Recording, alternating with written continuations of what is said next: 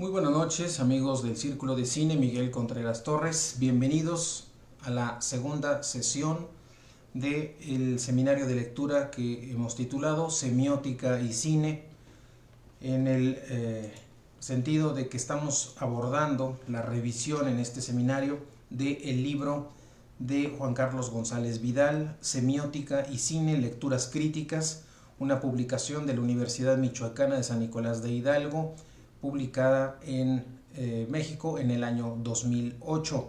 En esta publicación interesante vamos a continuar y a concluir el día de hoy en esta sesión el segundo y tercer apartado de la introducción, en el que González Vidal nos va a hablar del cine como campo suprarregulado de producción semiótica, y un tercer apartado de la introducción muy breve en donde presenta algunas otras consideraciones al respecto.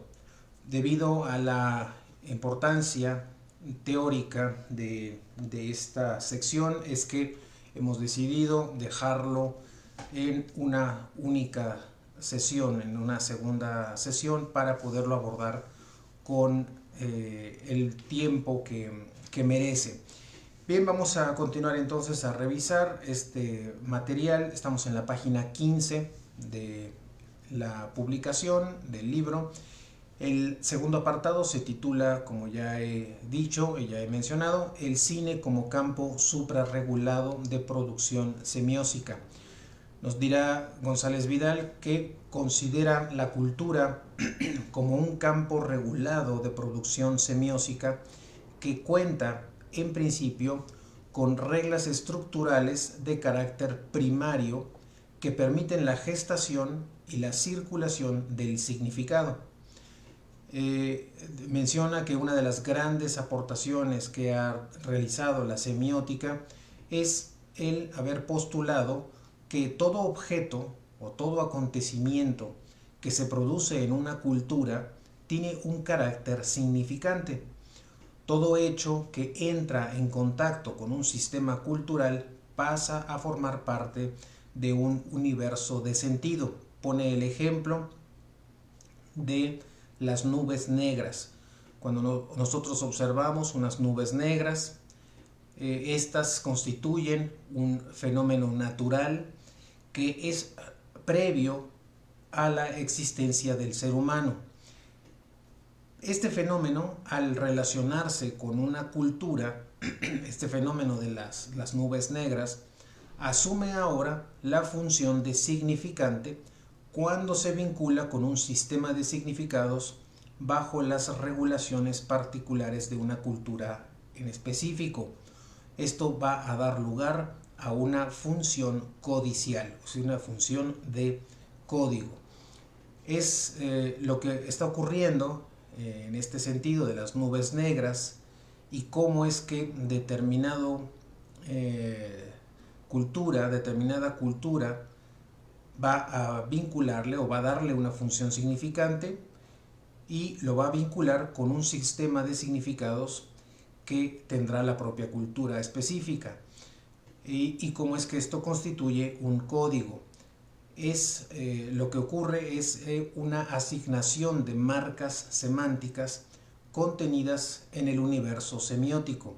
De este modo, el fenómeno puede ser interpretado con respecto a otros fenómenos. Por ejemplo, las mismas nubes, pero blancas.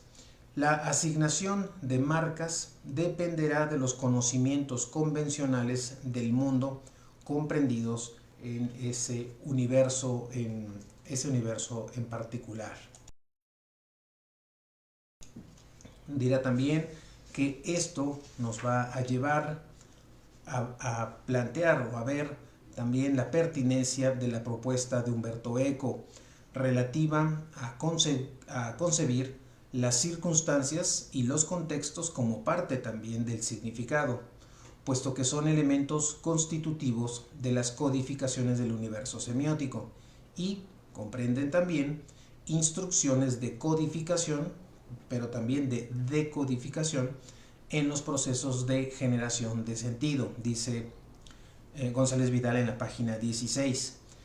Dice además que no es posible, por lo tanto, dado esta relación, esta propuesta, no es posible pensar que en la manera en la que percibimos, en la manera en que pensamos o expresamos el mundo, pueda existir la neutralidad, puesto que desde el instante en que adviene una relación codicial en la materialidad que rodea al ser humano, deben ser consideradas las normas que por cierto están vigentes en el universo semiótico, que regulan la generación de esa clase de relación.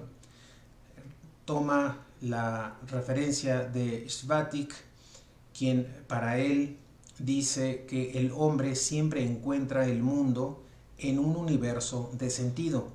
El mundo es, en particular, eso, un mundo, un universo de sentido.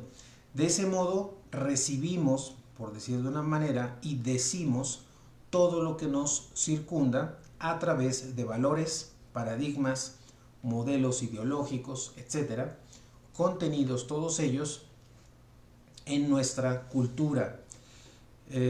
Nuestra orientación también en un tiempo y en un espacio, incluyendo la interacción con nuestros semejantes, dependerá de estos factores.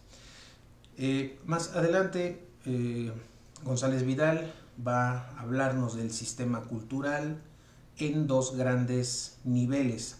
Un nivel o una serie de reglas de carácter primario y otras de carácter secundario, de donde derivará el término que da nombre a este apartado de la introducción. Dice González Vidal en la página 16 que un sistema cultural, sin importar cuál es la dimensión que tiene, posee un carácter cerrado. De ahí que las designaciones de Eco, que lo define como campo semántico global, o de Greimas y Curtés, que lo denomina universo semántico, o bien la propuesta de Yuri Lotman, que le va a llamar semiósfera. Todos ellos insisten sobre este punto. Dirá González Vidal que la cultura se manifiesta como un todo plurisistémico desde el momento en el que comprende una infinidad de sistemas semióticos determinados, inicialmente por las reglas de carácter primario. Si partimos de este punto de vista, dice González Vidal en la página 17, tendremos que asumir que los hechos semióticos se hallan articulados en ese todo plurisistémico. A continuación hablará del siguiente paso, el siguiente nivel. Ya había hablado del sistema cultural, de la cultura como tal, como este todo plurisistémico. Y ahora dirá en la página 17 que en toda cultura existen zonas especializadas donde la producción de semiosis se halla regida por normas particulares. Por consecuencia, estas tienen un carácter secundario, que ejercen una acción coercionante sobre la materia significante que se enuncia en ellas. Y hace ahora la distinción entre este carácter primario y este carácter secundario, y nos dice González Vidal que si las normas primarias determinan la producción, determinan estas normas primarias la producción de semiosis, las secundarias las sobredeterminan, con lo que generan potencialidades de sentido no previstas anteriormente. Hablando en términos de código, es un conjunto de supracodificaciones cuya vigencia está garantizada al interior de cada una de las zonas especializadas en virtud de su propio desarrollo. Dirá también que cada zona da lugar a formas específicas de semiosis que se plasman individualmente, y esto en razón de rasgos codiciales. Se plasman individualmente con respecto a otros hechos semiósicos. Dirá también que luego de algunas discusiones con su colega José Ricardo Chávez Mendoza, con quien desarrolló investigaciones sobre semiótica y dibujos animados, y con base en los anteriores argumentos que están plasmados en este mismo libro, dice que juntos han dado a llamar estas zonas campos suprarregulados de producción semiótica. Esta designación, dice González Vidal, resulta más operativa que la de sistema modelizador o modelizante secundario que utilizan particularmente los semiotistas soviéticos y en particular Yuri Lotman y también Edmond Cross. En la página 18 dirá que este campo suprarregulado de producción semiótica alude de una manera más explícita a las relaciones codiciales en los procesos de producción de semiosis que se verifican en espacios especializados de la cultura. Con ello, dice González Vidal, no pretendemos proporcionar simplemente una nueva etiqueta, sino operativizar los instrumentos descriptivos. Dirá que el cine se presenta como un campo suprarregulado de producción semiótica más dentro de la cultura, que comprende características estructurales que le dan su especificidad. Una de las más importantes de estas especificidades del cine, dice González Vidal, hay que buscarla en la pluricodicidad, es decir, en la producción de semiosis en el cine que activa de manera simultánea códigos de naturaleza diferente, como la imagen, la lengua, en sus variantes tanto oral como escrita, la música, la proxémica, entre otras. Sin embargo, esto no resulta suficiente para definir este campo de lo cinematográfico. Habrá que también considerar que cada campo suprarregulado de producción semiótica pluricódigo posee uno o varios códigos de base. Este es importante la definición de este término, los códigos de base, en los que vienen a articularse los demás. En el cine, la imagen en movimiento cumple esta función. Entonces, aquí en el caso de este trabajo de González Vidal, es la imagen en movimiento quien va a considerársele un código de base y fundamental para la cuestión cinematográfica, y que justo esta imagen en movimiento cumple esa función de código de base que se estará articulando con otro tipo de códigos. También en esta página 18 dirá que recupera una referencia de Christian Metz, quien para Metz, con la imagen cinematográfica asistimos a un movimiento visual, dice González Vidal aquí con cursivas, que reproduce un movimiento material que le ha antecedido. Este movimiento visual no manifiesta de modo integral ni fiel el antecedente, pues a través del montaje se conforma un ordenamiento sintáctico que obedece a las necesidades del filme. Otra cosa que va a separar dichos movimientos es la transformación de una tridimensionalidad en la filmación de los elementos, de los aspectos que estamos registrando en el filme, en una bidimensionalidad, lo que faculta para entonces hablar de imagen, un fenómeno que pertenece al dominio de la representación. Es este traslado de un movimiento que se da tridimensionalmente en la realidad y que es captado por el filme en una bidimensionalidad. Recupera también González Vidal en la página 19 la opinión de Carmen Vidaurre, quien afirma lo siguiente, abro cita: una representación no es nunca ni equivale a lo que representa, constituye un sustituto que se coloca en el lugar de otra cosa, de lo real o de lo imaginario. Esa es la cita de Carmen Vidaurre, que recupera González Vidal. Dirá que efectivamente que entre el sustituyente y el sustituido operan mediaciones de diversa índole, bien sean estéticas, ideológicas, formales, etc., de manera que la equivalencia no puede ser completa. Menciona que actualmente, gracias a los avances tecnológicos, el campo representacional se ha ampliado considerablemente, con lo que se han incrementado no solamente los códigos, sino también también los campos suprarregulados de producción semiótica.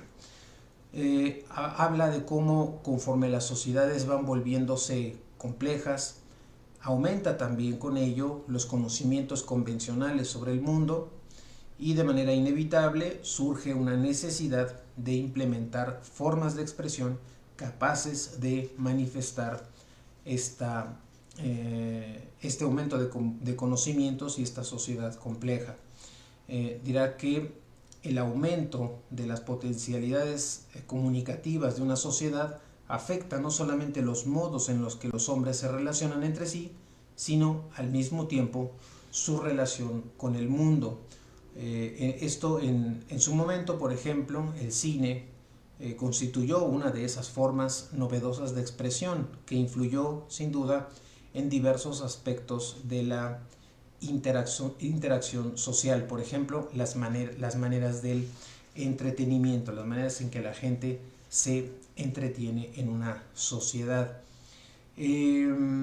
Respecto a este aspecto que tiene que ver con la cita de Carmen Vidaurre, en el sentido de que una representación no es nunca ni equivale a lo que representa, sino que es un sustituto que se coloca en lugar de otra cosa, de lo real o de lo imaginario. González Vidal nos presenta una cita a pie de página que dice lo siguiente. Dice González Vidal a esta cita de Carmen Vidaurre: aunque en el cine de animación no se tiene el mismo antecedente, el plano de la expresión se encuentra también constituido por un movimiento visual. En este caso, habría que hablar de un origen que en sí mismo es bidimensional y estático, constituido por el dibujo manual o de la computadora, puesto en movimiento por su inserción encadenada con otras unidades del mismo tipo en el filme. Independientemente del antecedente, estamos ante productos con idénticas características en el aspecto que se aborda, es decir, el movimiento visual, con lo que confirmamos que en ambos casos se trata de manifestaciones ocurrenciales de un mismo tipo de campo suprarregulado de producción semiótica, dice González Vidal en esta nota a pie de página. Ahora, en relación a este aumento de potencialidades comunicativas en una sociedad y cómo es que se relacionan con formas de expresión, particularmente como formas de entretenimiento, dirá González Vidal en una nota a pie de página que, como simple comentario, nos gustaría señalar que en Cinema Paradiso de 1988 de Tornatore se va a manifestar este aspecto de cómo el cine introduce nuevas formas de entretenimiento, pero también nuevas formas de interacción social y nuevas formas de expresión. Dirá que un campo, por ejemplo el de los videos musicales, utiliza imágenes en movimiento montadas de cierta forma de un movimiento tridimensional a uno bidimensional, pero se hace necesario considerar otros factores para especificar los rasgos individuativos del cine. Dirá que uno de estos rasgos, uno de ellos es el relato, un aspecto constitutivo de la casi totalidad de la producción cinematográfica. Aquí abre una cita a pie de página y aclara este término de casi la totalidad de la producción. Dice González Vidal: incluimos el término casi debido a la concepción surgida durante los años 60 referente a que cierto tipo de cine, conocido como joven cine, o nuevo cine en aquella época había superado el relato, evacuado la narratividad por y para constituirse en una propuesta novedosa. Como otras propuestas artísticas de ese tiempo, se articuló sobre el eje de una ruptura paradigmática. En ese momento, Metz abordó la cuestión de manera por demás clara. Esa clase de cine proclamaba la intención de liberarse de las pretendidas normas de construcción sintáctica que habían regido la producción cinematográfica anterior, con lo que se generaban encadenamientos de imágenes inconexas, acompañamientos de cortes bruscos, etc. No obstante, pese a todos los esfuerzos, loables en el sentido de que constituyeron nuevas propuestas, las innovaciones no pasaron a formar parte de la memoria institucional del campo suprarregulado de producción semiótica y se quedaron como propuestas representativas de un determinado momento histórico.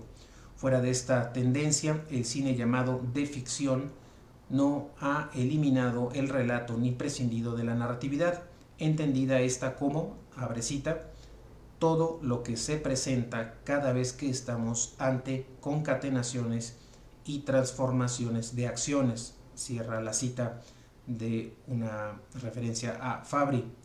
Desde tal punto de vista, hay una relación estrecha entre las nociones de narratividad y de acción, de modo que es posible afirmar que incluye la mayor parte del cine documental, que incluye la narratividad y por lo tanto también el relato. Hasta aquí la cita a pie de página que presenta González Vidal. Dirá más adelante, ya en el cuerpo del texto, que el relato cinematográfico, en la página 21, se constituye o se construye mediante variados artificios, pero nadie puede negar la importancia que tiene la imagen en su conformación. Con respecto al relato de los videos, presenta diferencias significativas a pesar de compartir el soporte icónico. Y ahora va a presentar con respecto al video y a los videos musicales y el cine, las películas, tres grandes aspectos que los diferencian a pesar de compartir ciertos soportes icónicos. El primero de ellos hablará de la velocidad, el segundo de la narratividad y el tercero de la condensación. En cuanto a esta narratividad, dirá que en los videos esta narratividad es prácticamente uniforme y las secuencias de imágenes producen la impresión de estar inconexas porque guardan entre sí una relación paratáctica. Cita a Fernando Carlos Bevia Romero, quien al respecto dice lo siguiente, abro cita: a diferencia de los filmes de larga duración o con los de tipo documental científico, los videos constituyen redes muy condensadas de signos visuales y acústicos. Los signos son presentados en la pequeña pantalla con un ahorro máximo de todo lo que sea explicaciones o transiciones de una imagen a otra. Se suceden de manera aparentemente inconexa, aunque tienen una profunda trabazón psicológica y sociológica. Hasta ahí la cita de Fernando Carlos Bevia Romero.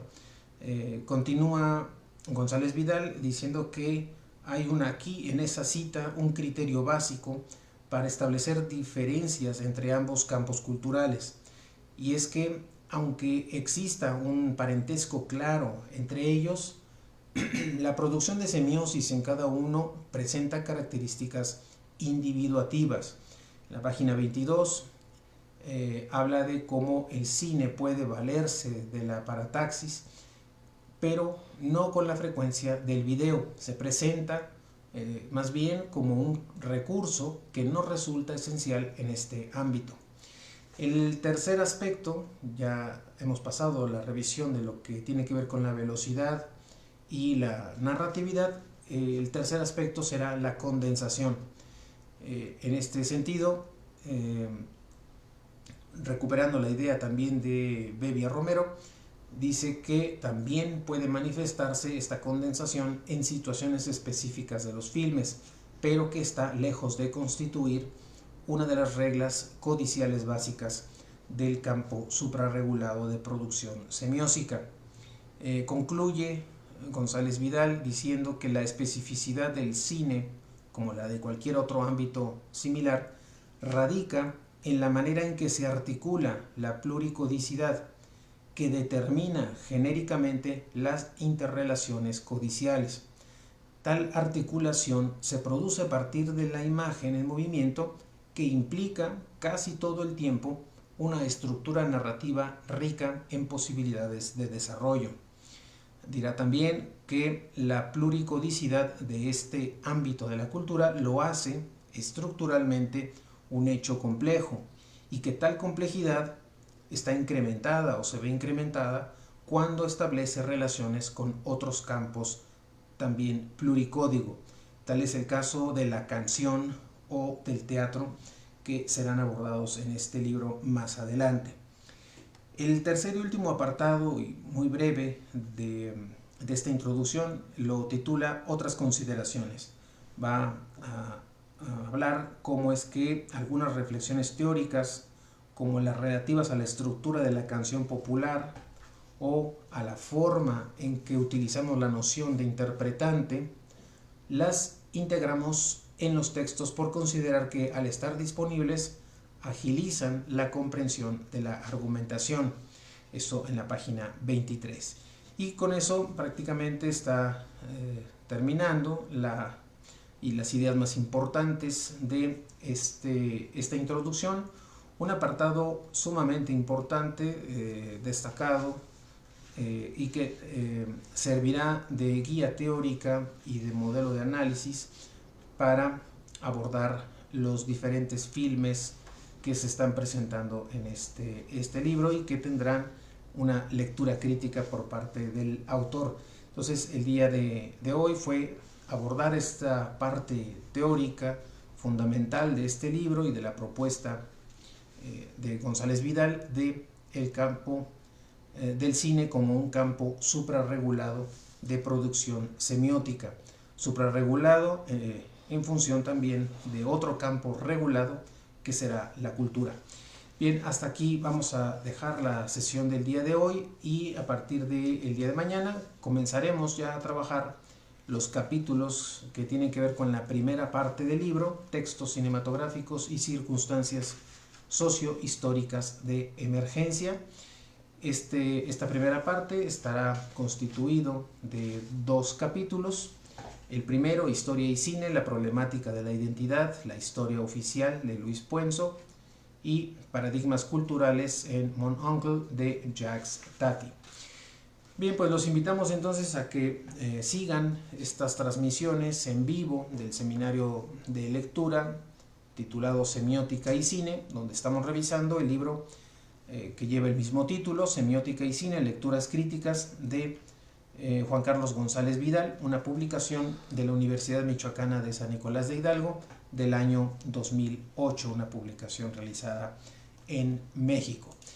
Gracias entonces por haberme escuchado, y los invito a seguir las transmisiones el día de mañana, 10 de la noche, en vivo, para continuar con la revisión de este interesante libro. Gracias y que tengan una excelente noche.